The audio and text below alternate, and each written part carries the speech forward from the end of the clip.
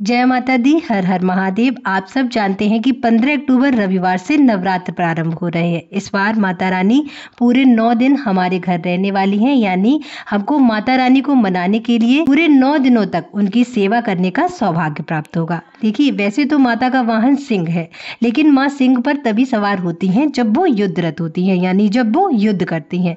नवरात्र के दिनों में जब माता रानी अपने भक्तों से मिलने आती हैं, यानी हम सबसे मिलने आती हैं, तो वो अलग अलग वाहनों से आती हैं। माँ का आगमन किस वाहन पर होगा, ये दिनों के आधार पर तय होता है। देवी भागवत पुराण में माँ दुर्गा की सवारी के बारे में विस्तार से बताया गया है। इस पुराण में माता के वाहन के संबंध में ऐसे श्लोक दिए गए हैं जिससे हम पता लगा सकते हैं कि किस नवरात्र में माता रानी किस वाहन पर सवार होकर आएंगी और किस वाहन पर उनकी विदाई होगी।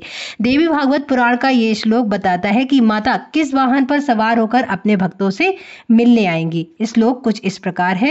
शशि सूर्य गजारूढ़ा शनि भौमे तुरंग में गुरो शुक्रे च दोलायाम बुद्धि नौका प्रकीर्तिता। इस श्लोक के अनुसार शशि सूर्य गजारूढ़ा मतलब शशि और सूर्य के दिन। यहाँ पर शशि का अर्थ है चंद्रमा, और चंद्रमा का दिन क्या होता है? चंद्रमा का दिन होता है सोमवार, और सूर्य का दिन क्या होता है? सूर्य का दिन होता है रविवार। तो सोमवार और रविवार के दिन यदि नवरात्र प्रारंभ होते हैं तो माता रानी गज पर आरूढ़ होकर, यानी गज पर सवार होकर अपने भक्तों से मिलने आती हैं। आगे का श्लोक है शनि भौमे तुरंग में, यानी शनि और भौम के दिन। भौम का अर्थ होता है मंगल का दिन, यानी मंगल और शनिवार के दिन जब भी नवरात्र प्रारंभ होते हैं तो माता रानी तुरंग पर, यानी घोड़े पर सवार होकर अपने भक्तों के पास आती हैं। आगे श्लोक में बताया है गुरु शुक्रे च दोलायाम, यानी गुरुवार और शुक्रवार के दिन यदि नवरात्र प्रारंभ हो रहे हैं तो इसका मतलब है कि माता रानी डोली पर, यानी पालकी पर सवार होकर आएंगी। और आगे के श्लोक में बताया गया है बुद्धि नौका प्रकीर्तिता, यानी बुधवार को जब भी नवरात्र प्रारंभ होते हैं तो माता रानी नौका पर सवार होकर अपने भक्तों से मिलने आती हैं। तो इस प्रकार हम पता करते हैं कि किस नवरात्र पर माता रानी कौन सी सवारी पर सवार होकर हमसे मिलने आएंगी। इस बार शारदीय नवरात्र रविवार से प्रारंभ हो रहे हैं, तो इसका मतलब है कि माता रानी हाथी पर सवार होकर अपने भक्तों से मिलने आएंगी। माता रानी का हाथी पर सवार होकर आना बहुत ही शुभ माना जाता है। इसका मतलब है कि इस बार बहुत अच्छी वर्षा होगी, चारों ओर हरियाली रहेगी, अच्छी फसल होगी, जिससे देश में अन्न का भंडार भरा रहेगा। माता रानी का हाथी पर आना संपन्नता और सुख समृद्धि का संकेत है। वहीं अगर माता रानी घोड़े पर सवार होकर आती हैं तो ये देश के शासन सत्ता के लिए अशुभ संकेत माना जाता है। इसका अर्थ है कि सरकार को विरोध का सामना करना पड़ेगा और सत्ता का परिवर्तन भी हो सकता है। देवी भागवत पुराण के अनुसार माँ दुर्गा का घोड़े पर सवार होकर आना देश में आंधी तूफान जैसी प्राकृतिक आपदाओं का भी संकेत देता है। अगर माँ दुर्गा नौका पर सवार होकर आती हैं तो इसको बेहद शुभ माना जाता है। नौका पर माता का आना इस बात का संकेत लेकर आता है कि भक्तों के सभी काम बनेंगे और उनके कार्यों में कोई भी बाधा नहीं आएगी।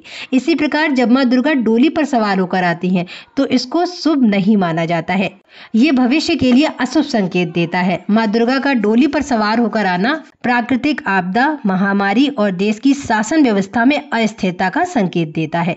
देखिए, जिस प्रकार माता रानी अपने भक्तों से मिलने के लिए अलग अलग वाहनों पर सवार होकर आती हैं, उसी प्रकार उनकी विदाई भी अलग अलग वाहनों पर ही होती है, और ये वाहन दिनों के आधार पर ही निश्चित होते हैं। देवी भागवत पुराण में इन वाहनों के संबंध में भी एक श्लोक बताया गया है जो कि इस प्रकार है।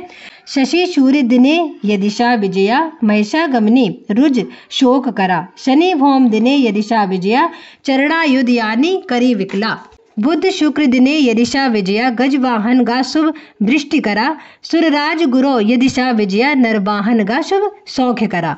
इसका अर्थ है कि जब नवरात्र रविवार या सोमवार के दिन समाप्त होते हैं तो माता की विदाई भैंसे पर होती है, यानी माता भैंसे पर सवार होकर वापस जाती हैं। माता की भैंसे पर विदाई बहुत ही अशुभ मानी जाती है, जो देश में रोग और शोक बढ़ने का संकेत देती है। जब नवरात्र शनिवार या फिर मंगलवार के दिन समाप्त होते हैं तो माता की विदाई मुर्गे पर होती है, जिसके कारण दुख और कष्ट की वृद्धि होती है।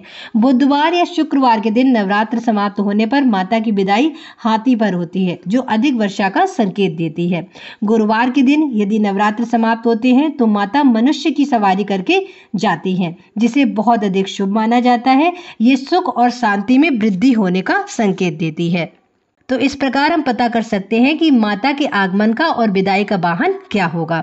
तो आज के वीडियो में इतना ही। अगर आपको वीडियो में दी गई जानकारी अच्छी लगी हो तो चैनल को सब्सक्राइब जरूर करिएगा, वीडियो को लाइक करिएगा और कमेंट में श्री शिवाय नमस्तुभ्यम और जय माता दी जरूर लिखिएगा। हर हर महादेव।